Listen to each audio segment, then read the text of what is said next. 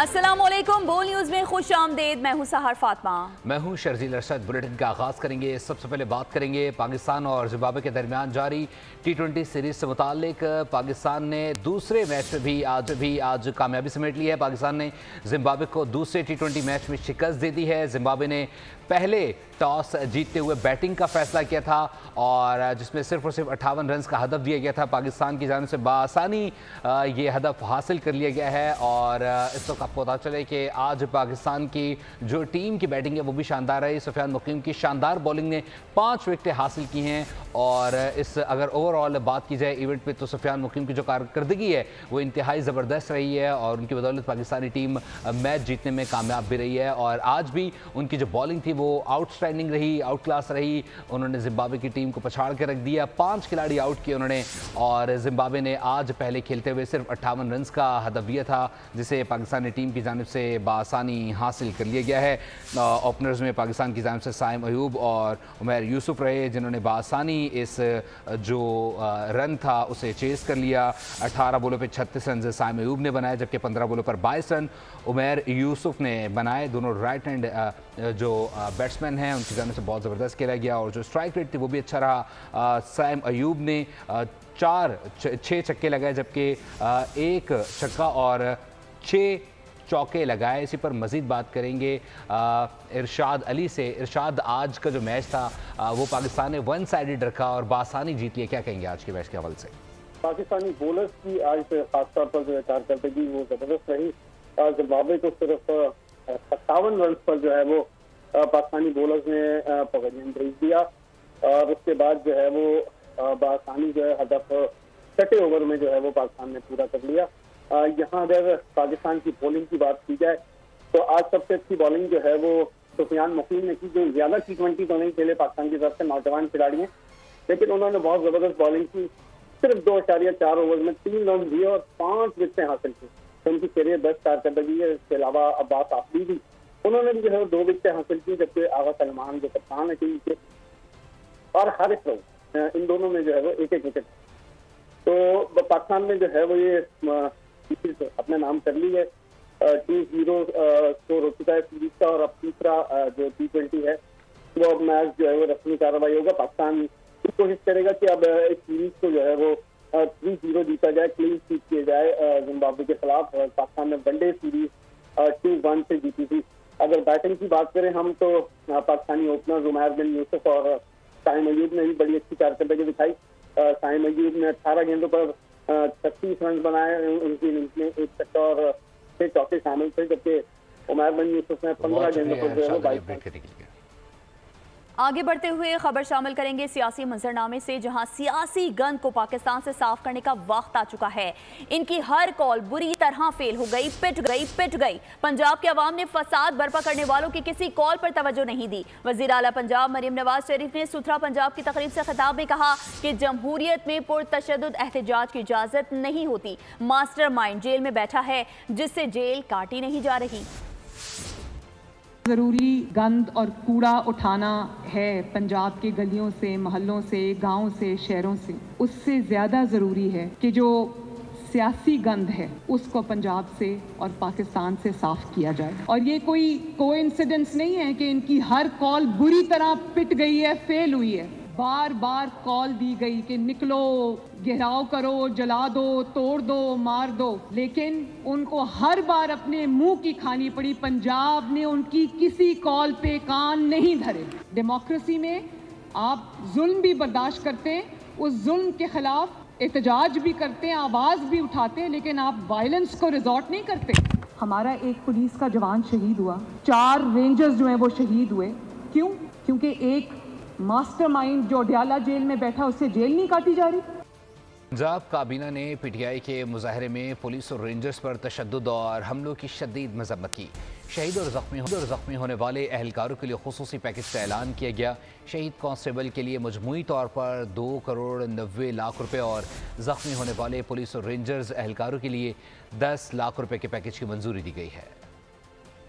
Israel की गजा में नस्ल कुशी लबनान में जारहियत की मजम्मत करते हैं। मशरक़ वुस्ता की बिगड़ती हुई सूरत हाल पर शदीद तशवीश है। मशहद में इक़्तिसादी ताउन तंजीम के वजारती इजलास में इसहाक डार ने कहा कि इसराइल ने इलाकाई अमन और सलामती को खतरे में डाल दिया है। फ़लस्तीन, लबनान, शाम के अवाम खौफ से आज़ाद ज़िंदगी गुजारने के हकदार हैं। सेक्रेटरी जनरल ECO ने तंजीम में नए अज़्म जज्बे की रूह फूंकी है। तंजीम के लिए ईरानी वज़ीर ख़ारजा का किरदार काबिल तारीफ़ है।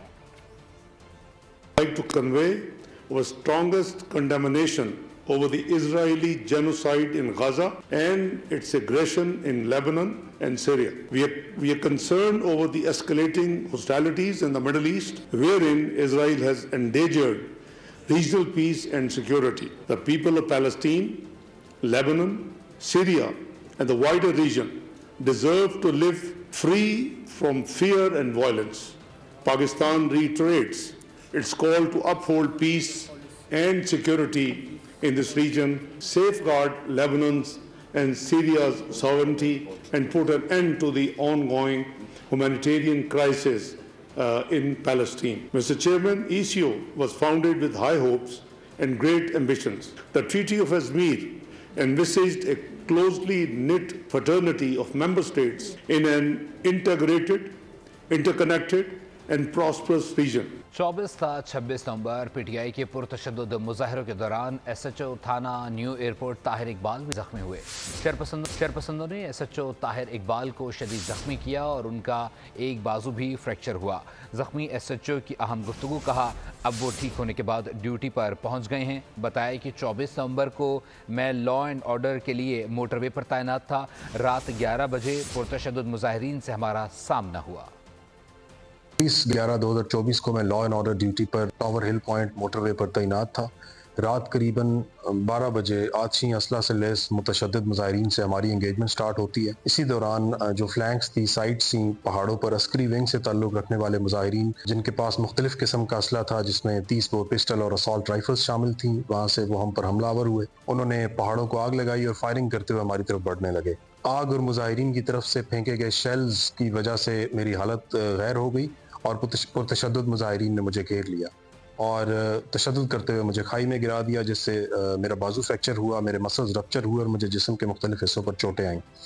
इसी दौरान DPO साहब ने और उनके स्क्वाड ने मुझे खाई से रेस्क्यू किया और अगर मुझे टाइमली रेस्क्यू ना किया जाता तो मैं शायद आज यहाँ मौजूद ना होता। सेनेटर फैसल वावडा ने इंकशाफ किया है कि बानी PTI का ट्विटर अकाउंट मुनज़्ज़म प्रोपेगेंडे के लिए इस्तेमाल हो रहा है। वो खुद ट्विटर हैंडल नहीं चला रहे। ये भी कहा कि कासिम सूरी जैसे लोग बानी PTI को जान से मारने की साजिश कर रहे हैं। फैसल वावडा का कहना है कि बानी PTI का बातचीत और असम्बलियों में जाने का फैसला दुरुस्त है। उन्होंने मशवरा दिया कि बानी PTI की ट्वीट्स को फिलहाल नजरअंदाज किया जाए। PTI और उनकी सियासत से ताल्लुक अमरीका और अमरीकी मफाद के लिए ख़तरनाक हो सकता है। ज़रा दूर ही रहा जाए। अमरीका के मारूफ अखबार वॉशिंगटन एग्जामिनर के एक मज़मून में अमरीकी सदर डोनाल्ड ट्रंप को मशवरा दिया गया है। बानी PTI की सियासत अमेरिका दुश्मनी पर मबनी है। उनकी सियासत से ताल्लुक अमेरिका के लिए खतरनाक हो सकता है। अमेरिकी अखबार वॉशिंगटन एग्जामिनर ने नौमुंतखब सदर ट्रंप की तवज्जो इस बात पर दिलाई है कि बानी PTI ने अपने सियासी मफादात के लिए अमेरिका मुखालिफ मुहिम चलाई और आवाम में मकबूलियत हासिल की। बैनुल-अक़वामी ताल्लुकात आमा के हवाले से बानी PTI की शख्सियत पर एतबार नहीं किया जा सकता। अखबार ने लिखा कि तालिबान की हिमायत, दहशतगर्दी के खिलाफ जंग और उसामा बिन लादेन के हवाले से बानी PTI के नुक्ता नज़र को अमेरिका सपोर्ट नहीं कर सकता। बानी PTI एक मुतनाज़ा शख्सियत है और अमरीकी हुकूमत किसी नए तनाज़े की मुतहम्मिल नहीं हो सकती। पाकिस्तानी फौज और अमरीका के ताल्लुकात हमेशा खित्ते में देरपा अमन की जमानत रहे हैं। अमरीकी हुकूमत और सियासत की बेहतरी इसी में है कि बानी PTI से दूर रहे। बानी PTI की सियासत पाकिस्तान का अंदरूनी मसला है। इल्जाम लगाने वाले गोली चलने का सबूत पेश करें। एक झूठा बयानिया चलाया गया कि गोली क्यों चलाई। ये वो गोली है जो हम एक दूसरे को देते हैं। वजीर इत्तलात अताउल्लाह तारड़ कहते हैं, तहरीक इंतशार वालों एक वीडियो ले आओ जिसमें गोली चलती देखी जा सके। पीसफुल प्रोटेस्टर्स नहीं थे, ये जदीद असले से लेस जत्था था जो यहाँ पे धावा बोलना चाहता था। ये बुरी तरह नाकाम हुए हैं, तो अब अपनी नमोशी और अपनी शर्मिंदगी छुपाने के लिए लाशों के पीछे छुप रहे हैं। पता नहीं किस तरह का मुआवजा हो रहा है कि ये लाशें सारी जिंदा हो रही हैं और जो गोलियां हैं वो गोलियां हैं नहीं, ये वो गोली है जो डरखाने के लिए दी जाती है और इस बयानी में कोई हकीकत नहीं है। और बैरिस्टर सैफ साहब ने उस दिन बात की, मेरा जवाब दिया। मैं उन्हें कहूंगा कि मुझे चुप ही रहने दें। बहुत सारी बातें ऐसी हैं जो सिर्फ आप और मैं जानते हैं, तो मैंने अगर बता दी कौम को तो आप शायद तर्जुमान नहीं रह सकेंगे। रेस्क्यूदारों और पाक बहरी की काविशें रंग ले आई। कराची के रिम्पा प्लाजा में लगी आग पर काबू पा लिया गया। फायर फाइटिंग मुकम्मल होने के बाद कूलिंग का अमल कर लिया गया है। इब्तदाई तौर पर आग इमारत की चौथी मंजिल पर लगी, जो देखते ही देखते फैल गई। तफसीलात इस रिपोर्ट में देखिए।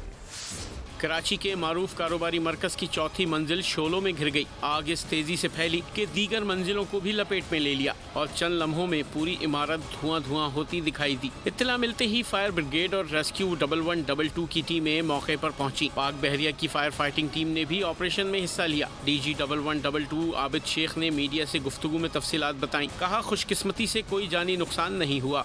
अल्लाह का शुक्र अदा करूँगा कि ना यहाँ पर कोई जानी नुकसान हुआ और ना यहाँ पर जो है कोई ज़ख्मी रिपोर्ट हुआ, ना ही इस वक्त कहीं पर आग लगी हुई है। अंदर जो है कूलिंग का प्रोसेस चल रहा है और उस मटेरियल को कूलिंग के प्रोसेस में कहीं दोबारा आग स्टार्ट होती है, लेकिन अभी हमने पूरी कोशिश की इसको कंट्रोल कर लिया है। रेस्क्यू एहलकार पानी की बरवक्त फराहमी का शिकवा करते नजर आए। आग जो है मजीद बढ़ रही है, हमें वाटर बाउजर की शदीद ज़रूरत है। यहाँ पर मेरी गुजारिश है, वाटर बोर्ड से भी हम राब्ते में। ये ट्रैफिक आपके सामने है जिसकी वजह से वो नहीं पहुँच पा रहे। ट्रैफिक की वजह से वाटर बाउजर्स का जागुको पर पहुँचना बहुत ज़्यादा मुश्किलात की वजह से हमें पानी की कंटिन्यूटी नहीं मिल रही।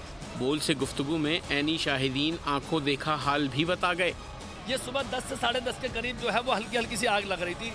इसके अंदर जो है वो गोडाउन बने हुए, टोटली कोई रिहाइश नहीं है। अब इसमें गोडाउन में जितने भी नीचे दुकानें हैं तकरीबन इनका सामान जो है ये उसमें रहता है। शॉर्ट रेस्क्यू ऑपरेशन में 3 स्नार्कल्स और फायर ब्रिगेड की 12 गाड़ियों ने हिस्सा लिया, जिससे आतिश ज़दगी पर मुकम्मल काबू पाने में मदद मिली। बर वक्त ऑपरेशन के सबब कोई जानी नुकसान न हुआ। आतिश ज़दगी की वजूहात सामने न आ सकी। हुकूमत ने हज दरख्वास्तों की वसूली में 10 दिसंबर तक तोसी कर दी है। वफाकी वज़ीर बराए मजहबी उमूर चौधरी सालिक हुसैन कहते हैं 3 दिसंबर तक मौसूल होने वाली तमाम हज दरख्वास्तें कामयाब करार दे दी गई है। स्पॉन्सरशिप स्कीम में मौसूल होने वाली तमाम हज दरख्वास्तें भी कामयाब करार पाई हैं। वजीर मजहबी उमूर का कहना है कि कोटे से ज्यादा दरख्वास्तें मौसूल होने की सूरत में कुरानदाजी की जाएगी। स्पॉन्सरशिप स्कीम में मौसूल दरख्वास्तों को बिला कुरानदाजी कामयाब करार दिया जाएगा। समंदर पार पाकिस्तानी 10 दिसंबर तक स्पॉन्सरशिप की रकम लाजमी जमा करा देंगे। पाकिस्तान स्टॉक एक्सचेंज से जहां तेजी का रुझान जारी है, 100 इंडेक्स 1,04,680 पॉइंट्स की नई बुलंदियों पर पहुंच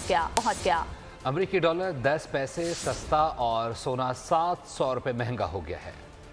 पाकिस्तान स्टॉक एक्सचेंज में तेजी का सिलसिला जारी। 100 इंडेक्स 1,04,680 पॉइंट्स की नई बुलंदियों पर पहुंच गया। इख्तिताम पर 100 इंडेक्स 1284 पॉइंट्स के इजाफे से 1,04,559 पॉइंट्स पर बंद हुआ। 156 अरब 58 करोड़ रुपए से जायद मालियत के 1 अरब 76 करोड़ 55 लाख से जायद शेयर्स का कारोबार हुआ। इंटरबैंक में अमरीकी डॉलर 10 पैसे सस्ता होकर 277 रुपए 87 पैसे का हो गया। कराची की सराफा मार्केट में सोना 700 रुपए महंगा हुआ। फी तोला सोने की कीमत 2,75,200 रुपए हो गई। मुल्क चलाना है तो टैक्सेस में हर किसी को अपना शेयर अदा करना होगा। होलसेल और रिटेल सेक्टर को टैक्स नेट में आना होगा। ये बात वजीर खजाना मोहम्मद औरंगजेब ने ताजिर नुमाइंदगान से मुलाकात में कही। मुशीर वजीर आजम राना सनाउल्लाह, वजीर मुमलिकत अली परवेज और चेयरमैन FBR राशिद लंगड़ियाल भी मुलाकात में मौजूद थे। ताजिर रहनुमा और chairman supreme council all Pakistan Anjuman Tajiran नई मीर वीडियो लिंक के जरिए शरीक हुए। नई मीर ने कहा, टैक्स चोरी की रोकथाम के लिए FBR डाटा एनालिसिस के लिए आर्टिफिशियल इंटेलिजेंस की मदद ले रहा है। ताजिर नुमाइंदगान ने हुकूमत से मुकम्मल ताउन की यकीन दहानी कराई। भावलपुर से अफसोसा खबर शामिल करेंगे। भावलपुर के शिशमाही केनाल रोड पर निजी हाउसिंग कॉलोनी में घर में 5 अफराद को कत्ल करने का अफसोसनाक वाक़या पेश आया। जय वक़्त से बच्ची बेहोश हालत में मिली है। नुमाइंदा बोल न्यूज़ की गमज़दा ख़ानदान से मुलाकात, वो क्या कहना है आपको सुनवाते हैं। बिल्कुल, हम इस वक्त मौजूद हैं भावलपुर की वही सोसाइटी जहाँ पर जो है वो 5 अफराद का मर्डर जो है वो हुआ है। यही वो घर है, यहाँ पर अहले मोहल्लेदार जो हैं वो यहाँ पर मौजूद हैं। उनसे तफसीलात जानने की कोशिश करते हैं, पूछते हैं कि कैसे पता चला कि 5 अफराद का जो है वो कत्ल किया गया है। जी बताइएगा, किस तरह मालूम हुआ और कैसे पुलिस को इत्तला? जी, ये सुबह जो था इनके अजीज़ों से पता चला है। जब इन्होंने उनकी फ़ोन कॉल नहीं पिक की तो उन्होंने टाउन के अंदर हुआ, और हमारे टाउन में रहायशी उनके जो जानने वाले हैं, बेसिक ये अहमदपुर शर्कियात से थे और इधर भावलपुर में इस टाउन में तकरीबन 8 साल से रह रहे थे। तो उन्होंने जब वो 2 रहायशी भाई हैं उनको कॉल की कि जाके देखें क्या मसला है, क्यों नहीं हमारी कॉल अटेंड हो रही, और ये कोई 1:30-2 बज गए हैं अभी। उसके बाद वो आए हैं, मुझे बुलाया, एक और टाउन के रहायशी हैं उनको भी साथ में बुलाया। तो उसके बाद हमने जब देखा है कि लाइटें चल रही हैं, काम वाली जो खतून है वो कह रही है कि हमें जो है दरवाज़ा नहीं खोला, मैंने बेलें दी हैं, लाइटें वो चली गई है। दूध लेने भी ये नहीं गए, दूध वाले घर से बच्चे भी स्कूल में नहीं गए, वहाँ से भी पता चला। तो फिर उसके बाद हमने करीबी जो पेट्रोलिंग पुलिस का डाला गश्त कर रहा था उनको बुलाया। फिर उसके बाद एक हमारे टाउन का सिक्योरिटी गार्ड जो है वो साथ में जाके देखा है, उसने दरवाजे अंदर से बंद थे। हम तो यही समझे थे कि बेहोशी की हालत में पड़े हुए हैं। उन्होंने हमें बुलाया, मैं गया हूँ जाके, तो हम वहाँ से फिर फौरी वापस आ गए हैं। फिर मुतलका 1122 को कॉल की गई है और 15 को कॉल की गई। उसके बाद उन्होंने कहा जी फायर लगने से इनकी वफ़ात पा चुके हैं, जिसमें 3 बच्चे हैं और 3 बेटे हैं। एक 15 साल है, 13 साल और 9 साल का, और ख़ुद वो मियाँ हैं और उनकी जो वाइफ है उनकी डेथ हो चुकी है। जी बिल्कुल, एक बच्ची 4 साल जो है वो नीम बेहोश हालत में है और उसको जो है वो बहावल विक्टोरिया हॉस्पिटल जो है मुंतकिल कर दिया गया है। पुलिस, रेस्क्यू और फ्रांसिक की टीमें जो हैं वो यहाँ पर मौजूद हैं। मज़ीद जो इन्वेस्टिगेशन है वो की जा रही है। करेंगे सक्कर का। सक्कर पुलिस ने मोटरसाइकिल चोरी और छीनने वाले एक ग्रोह का खात्मा करते हुए 73 छीनी और चोरी की गई मोटरसाइकिलें बरामद कर ली हैं। ब्यूरो हेड सक्कर शाहिद अली से मजीद तफसीलात जानते हैं। शाहिद, अपडेट कीजिएगा। पुलिस ने मोटरसाइकिल छीनने और चोरी करने वाले एक गैंग को बस्ट किया है, जिसके 3 मेंबरान जो है वो गिरफ्तार किए गए हैं। उनके कब्जे से जो है सक्कर पुलिस ने 73 मोटरसाइकिल हैं जो मुख्तलिफ इलाकों से चोरी की गई थी, छीनी गई थी, गन पॉइंट पे छीनी गई थी। बड़ा काम जो है वो सक्कर पुलिस ने किया है। इस हवाले से जो है DIG सक्कर फैसल अब्दुल्ला चाचड़ और अमजद शेख ने एक भरपूर प्रेस कॉन्फ्रेंस की है, जिसमें उन्होंने बताया है कि मोटरसाइकिलें छीनने और चोरी करने वाले जो मुल्ज़मान हैं उनके पीछे जो है पुलिस जो है पहले से रेकी कर रही थी। उसके बाद उन्होंने इंतहाई कोशिश के बाद इस गैंग को जो है वो पकड़ा है, जिसमें 3 मेंबरान जो है वो गिरफ्तार किए जा चुके हैं। 73 मोटरसाइकिलें बरामद हुई हैं। 73 जो मोटरसाइकिलें बरामद की गई हैं वो यहाँ पर मालकान के हवाले की जा रही हैं। यहाँ पर जो मोटरसाइकिल चोरी जिनकी हुई है वो मालकान भी यहाँ पर मौजूद हैं। इस वक्त यहाँ आप देख सकते हैं कि वो तमाम के तमाम लोग मौजूद हैं जिनकी मोटरसाइकिलें यहाँ से चोरी हुई थी। सक्कर पुलिस ने ऐसा इक़दाम किया है, एक बड़े गैंग को जो है गिरफ्तार किया है और तमाम मोटरसाइकिलें। ठीक है शाहिद अली, आपका बहुत शुक्रिया। दरियाए सिंध से मजीद 6 कैनाल्स निकालने के खिलाफ पीपल्स पार्टी की सिंध हुकूमत समेत मुख्तलिफ सियासी पार्टियां सिंध भर में एहतजाज रिकॉर्ड करा रही हैं। इस जमन में सिंध की दूसरी बड़ी जमात MQM का क्या मौक़िफ़ है, जानते नुमाइंदा बोल न्यूज़ गाजी झंडेर से जो अली खुर्शीद के हमरा मौजूद हैं। साथ इस वक्त कायद हिज़्ब इख्तिलाफ सिंध असम्बली के हवाले से मैं बात कर रहा हूँ। अली खुर्शीदी साहब मौजूद हैं, उनसे हम बातचीत करेंगे। ख़ास तौर पर सिंध भर में एहतजाज चल रहा है, लोगों में बेचैनी है दरियाए सिंध पे जो 6 कैनाल निकाले जा रहे हैं। इस हवाले से यकीनन अली भाई आपका जो असूली मौक़िफ़ है उसका आपने अभी भी जिक्र किया है। MQM ने सिंध असम्बली से करारदाद भी जो मंजूर कराई थी वो गवर्नमेंट के साथ थी, लेकिन MQM वफाक में भी मौजूद है और ये मसला है पानी का, सिंध का ज़िंदगी और मौत का मसला है जिससे कराची भी वाबस्ता है। जी बिल्कुल, इन प्रिंसिपली इस पे जैसे मैंने अपने पार्टी का स्टेटमेंट दे दिया कि सिंध की आवाम की ख्वाहिशात के अलावा कोई भी काम इस सिंध पे हमारे लिए नाकाबिल कबूल हो। ठीक है, काबिल कबूल नहीं होगा कि इसमें अगर सिंध के लोगों के मफादात शामिल नहीं होंगे और सिंध के आवाम की नुमाइंदगी असेंबली में लगी हुई है, यहाँ मौजूद है। CCI में ये लाना चाह रहे हैं, उस पर वज़ीर आला साहब भरपूर उस पर स्टांस लें, हम उनके साथ हैं बिल्कुल। इस इशू पे कोई सियासत नहीं है। गो के हमारे बड़े ग्रीवेंसेस हैं बट विद इन सिंध, चूँकि हमें तो पीने का पानी मैसर नहीं है, जितना चाहिए उतना मैसर नहीं है। 16 सालों में इन्होंने कतरा भी नहीं दिया। इन तमाम चीज़ों के बावजूद सिंध के मुकदमे के लिए सिंध के बेटे हाजिर हैं। मुत्तहिदा कौमी मुल्क पाकिस्तान जो है इस पर भरपूर अंदाज से अपना जो है वो जितने भी कम्पिटेंट और रेलेवेंट फॉरम है उस पर आवाज़ उठाएगी। बहुत शुक्रिया अली भाई। बिल्कुल, ये सिंध का अहम तरीन मसला है। सिंधु दरिया से कैनाल निकाले जा रहे हैं और अली खुर्शीदी साहब जो सिंध असम्बली में कायद हिज़्ब इख्तिलाफ है, उनका कहना है कि वो इस मामले में असूली तौर पर सिंध के अवाम के साथ है। और वे बताएं कि इंडस अस्पताल कराची में नई एमरजेंसी इमारत का इफ्तिताह कर दिया गया। नई बिल्डिंग में जदीद टेक्नोलॉजी और सहूलियात से भरपूर एमरजेंसी कायम की गई है। तफसीलात मरियम हसन की इस रिपोर्ट में। कराची में इंडस अस्पताल ने एक और अहम संगे मील उबूर कर लिया। कोरंगी कैंपस में जदीद तरीन इमरजेंसी सहूलत का इफ्तिताह कर दिया। इफ्तिताही तकरीब में वजीर सेहत सिंध डॉक्टर अजरा पेचहू ने शिरकत की और नई इमरजेंसी सर्विसेज का इफ्तिताह किया। CEO इंडस अस्पताल डॉक्टर जफर जैदी ने कहा कि हमारा मकसद जदीद और मयारी इलाज बिल्कुल मुफ्त फराहम करना है। It's a big milestone for us. We have gone from a small 29-bedded ER to an 80-bedded emergency rooms, which is now functioning fully. Indus अस्पताल की नई तामीर शुदा बिल्डिंग में जदीद टेक्नोलॉजी और सहूलियात से भरपूर इमरजेंसी कायम की गई है, जहां लाखों मरीज सालाना इस्तेफादा हासिल कर सकेंगे। वक्त के लिए इतना ही। मजीद खबरों और अपडेट्स के लिए विजिट कीजिए हमारी वेबसाइट bolnews.com और देखते रहिए बोल। सब्सक्राइब करें और बेल दबाएं ताकि कोई खबर रह न जाए।